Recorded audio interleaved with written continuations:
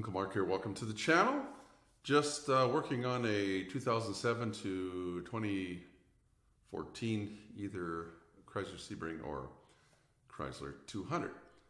Issue is your blend door isn't working right, so basically it's maybe stuck in defrost, or it's stuck on feet, or it's stuck in the vents, and it doesn't seem to matter what you do. I'm going to show you how we can test that and how we can replace. It's just a little blend door actuator. They're not too much money. Probably take you about half an hour to do it, maybe a little longer. It doesn't look that complicating, but there's not much room for your hands.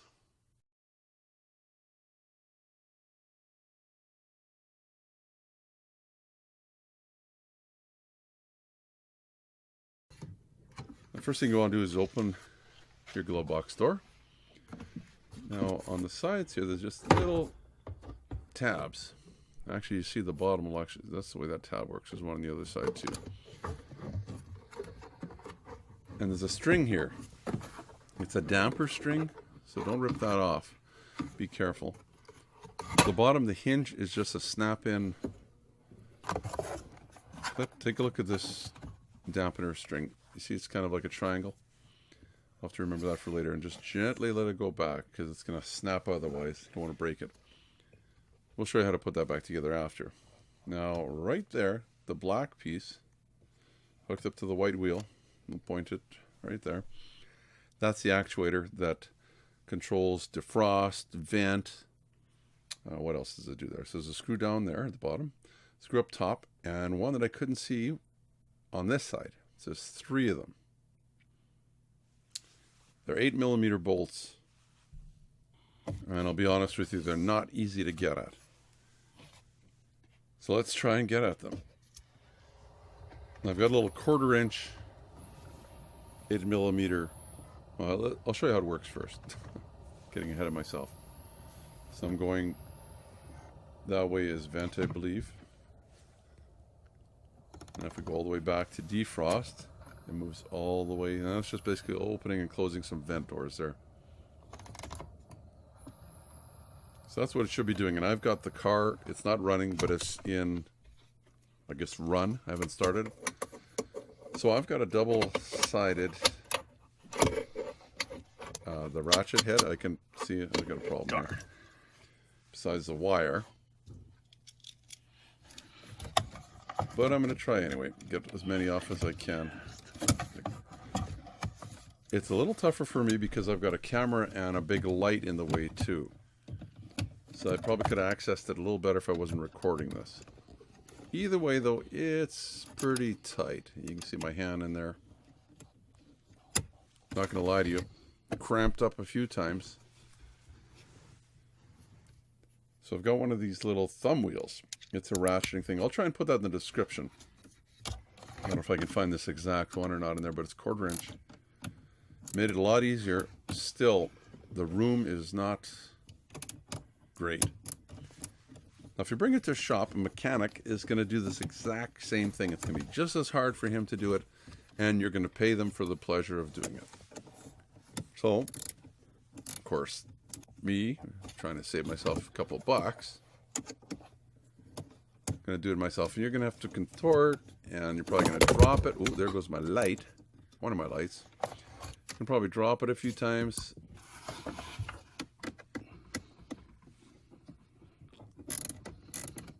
Probably took 10 minutes to get this out.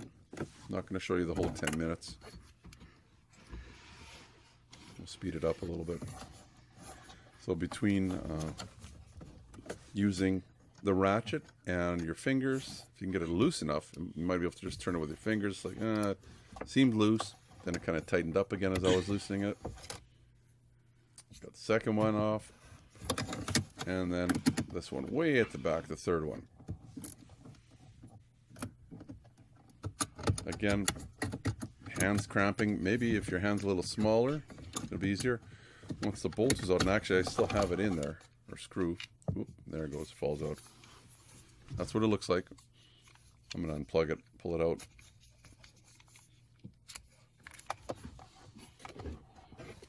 And just take it out, and then you can swap it with the new one.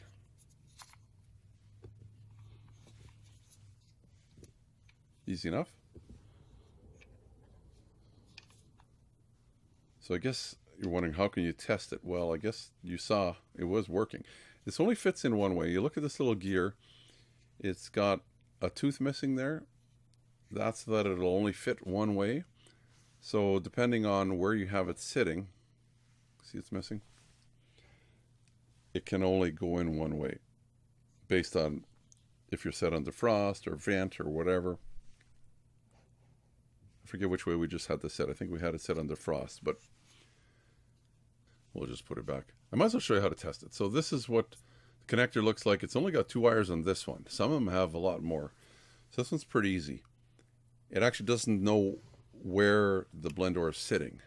It just brings it so far, sweeps it back. You know, it's kind of got a minimum, maximum kind of thing. So I've got some back probed, well, front probed here. And I'm going to try not to short everything out. But we should be able to see some kind of voltage just as it moves. So basically I've got to go into turn the passive accessory to actual on, but not run. I guess it would be considered run, but it's not running. Now I'm going to set it to 0 to 20 volts. There you go. I'm holding the wire, so you see as soon as it moves, it sends a quick burst of power and then stops.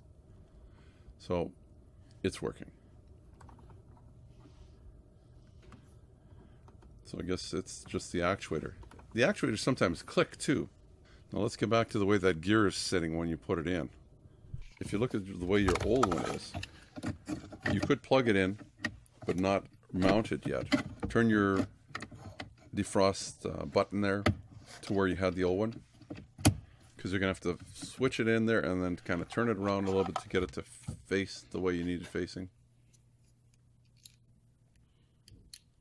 Now how do you keep that in? I'm going to use an old trick. A little bit of masking tape just to hold it in. I just don't want it to fall out till I can get it to thread into the hole. So pretty easy to do. Just give it like a couple wraps. You see I've got it just 1/16 of an inch past the end of the socket. But it'll hold it in enough. It's just, you don't need it super tight because I want to be able to pull it off of there after. And I goofed. I should have had this plugged in before I installed it, because it's going to be hard to plug that in, which you're contorting your hand. So here, I'm going to snap it in there. Should be good. I'm going to wiggle around till I can get it the proper way.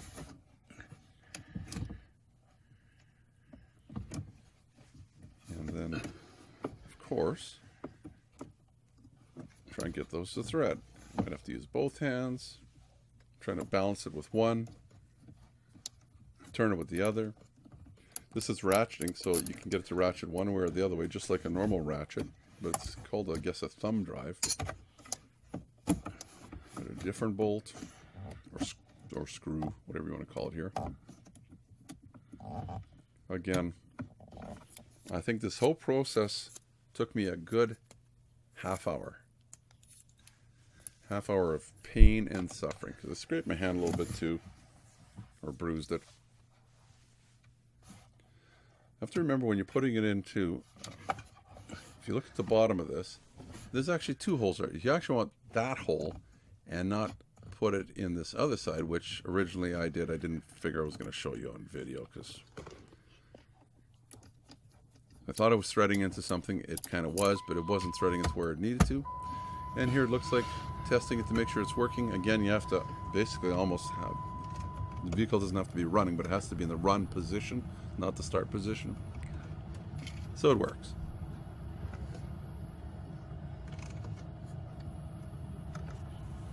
And it's that easy. I don't know how much money we saved here by me doing it myself, but I know it works now. Of course, the labor is going to be worth a lot more than the part. That's usually how it works. So I don't know what they charge you. Would they charge you half an hour to do this? They have to charge at least that much. Now you notice the way this plugs in here. The string has a little piece on the end there, and it's wedge shaped with the little bump sticking out.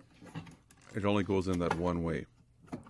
If sticking in the hole, and the wedge has to be going the right way, otherwise you won't get it in there. You can always reverse back up here on the video and see again how it works. I'd suggest you pop the top in first, and then you can get the hinge clicked in here. Seems to be about the fastest way. And it just kind of snaps in. Same with this other side here. Line it up and give it a whack. Or maybe you can push it hard enough. There you go.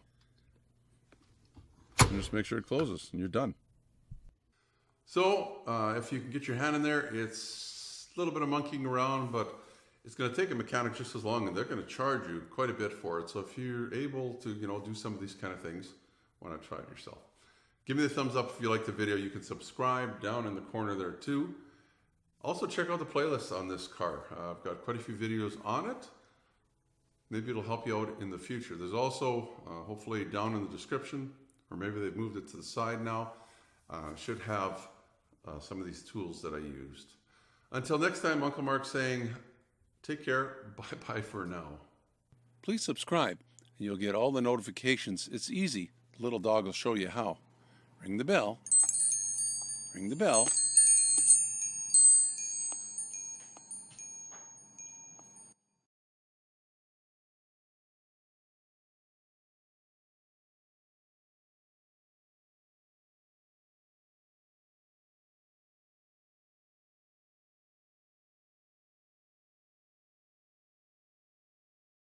You can also check out the playlist on this car. We'll put it up here for the ones that